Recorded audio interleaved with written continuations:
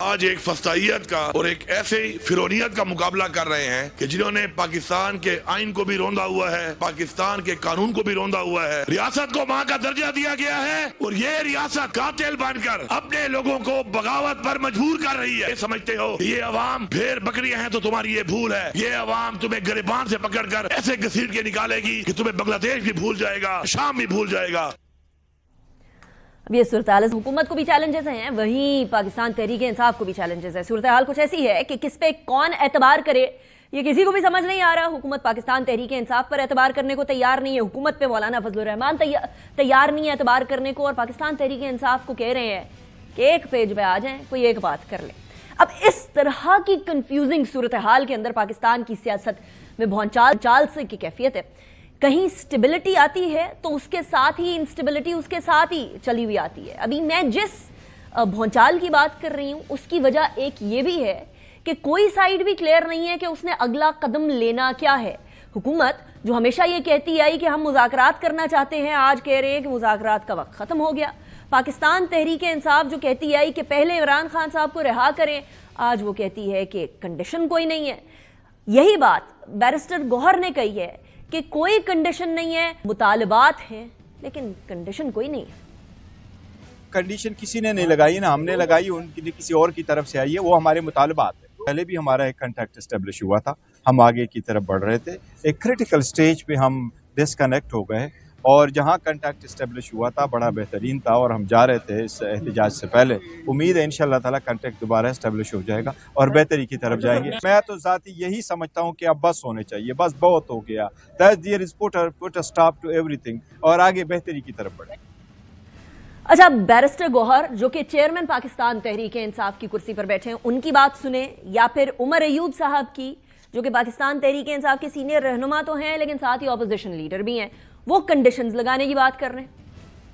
9 مئی ہوا تھا، اس کے اوپر بھی جوڈیشل کمیشن، 24 نومبر کا جوڈیشل کمیشن، ہم لوگ تحقیقات کرنا چاہتے ہیں۔ ہم اس کا ذمہ دار شہباز شریف کو ٹھہراتے ہیں اور محسن نقوی کو۔ انہوں نے گولی چلانے کا آرڈر کیا، اس خون کا جواب ان کو دینا پڑے گا۔ اچھا، پھر یہاں تک بات نہیں رہتی ہے، پھر میدان میں آتے ہیں بابر وان صاحب، اور بابر وان صاحب فرماتے ہیں کہ جی اگر مذاکرات نہیں تو پھر سول نافرمانی کے لیے تیار رہی ہے۔ تم لوگ یہ پروپیگنڈا کرتے تھے کہ عمران خان گفتگو نہیں کرتا، عمران خان نے گفتگو کے لیے کمیٹی بنا دی ہے، اس کمیٹی کا مذاق اڑانا شروع کر دیا ہے۔ گفتگو بھی نہیں کرنی، پرچے بھی بند نہیں کرنے، ہمارے پرچے درج نہیں کرنے، تو پھر تیار ہو جاؤ سول نافرمانی۔ اچھا، اب یہ جو 3 مختلف گفتگو ہوئی ہیں، ایک طرف کنڈیشن، ایک طرف نو کنڈیشن، اور اگر مذاکرات نہیں کرنے تو پھر تیار ہیں سول نافرمانی کے لیے، کیا اس کو کسی طریقے سے ایک پیرائے میں دیکھا جا سکتا ہے یا نہیں دیکھا جا سکتا؟ حکومت اس کو بڑی مختلف زاویے سے دیکھ رہی ہے۔ حکومت کہہ رہی ہے کہ اعتبار کرنے کا موقع تو دیں، رانا تنویر صاحب نے بھی یہی بات کہی ہے کہ کس پہ اعتبار کریں۔ 2018 میں جب اس کی حکومت آئی، شہباز شریف صاحب نے لیڈر آف اپوزیشن تھے، مولانا فضل الرحمان صاحب نے کہ آپ حلف نہ لیں، اس اسمبلی میں مت جائیں، لیکن قومی مفاد میں ہم نے جا کے حلف لیا وہاں۔ اس طرح زرداری صاحب نے، بلاول نے، حتیٰ کہ یہ کہہ دیا بلاول نے کہ قدم بڑھاؤ عمران خان، ہم تمہارے ساتھ، اور آگے سے گالی گلوچ۔ آج ان کو یہ اچھوت سمجھتے تھے، پیچھے پیچھے پھرتے ہمارے ساتھ بات چیت کریں، لیکن بات چیت تو تب ہوتی ہے جو کسی پہ اعتبار ہو، کسی کی ساکھ ہو، کوئی اپنی بات پہ کھڑا رہے۔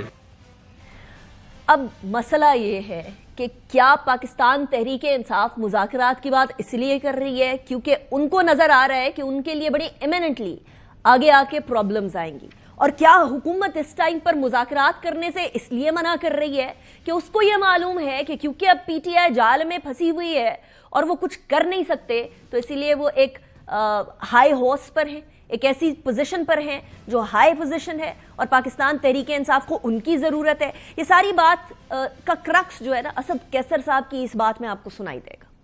یہ بات ایک طرف، اور علی امین گنڈا پور صاحب سی ایم کے پی کے نے ایک بڑی ہی خطرناک بات کی ہے۔ خطرناک میں اس لیے کہہ رہی ہوں بیکاز اس کے بڑے دور رس نتائج ہو سکتے ہیں۔ وہ کیا بات کہی ہے، اور کیا وہ ایک طرح سے تنبیہ کر رہے ہیں، سجیشن دے رہے ہیں، تھریٹ کر رہے ہیں، یہ سوال ہے۔ اب یہ ذرا سنیں کیا کہا انہوں نے۔ आज एक फस्तायत का और एक ऐसे फिरौनियत का मुकाबला कर रहे हैं कि जिन्होंने पाकिस्तान के आइन को भी रौंदा हुआ है, पाकिस्तान के कानून को भी रौंदा हुआ है, रियासत को मां का दर्जा दिया गया है और ये रियासत कातिल बनकर अपने लोगों को बगावत पर मजबूर कर रही है। ये समझते हो ये अवाम भेड़ बकरियां हैं तो तुम्हारी ये भूल है। ये अवाम तुम्हें गिरबान से पकड़कर ऐसे घसीट के निकालेगी कि तुम्हें बांग्लादेश भी भूल जाएगा, शाम भी भूल जाएगा। अब ये सूरत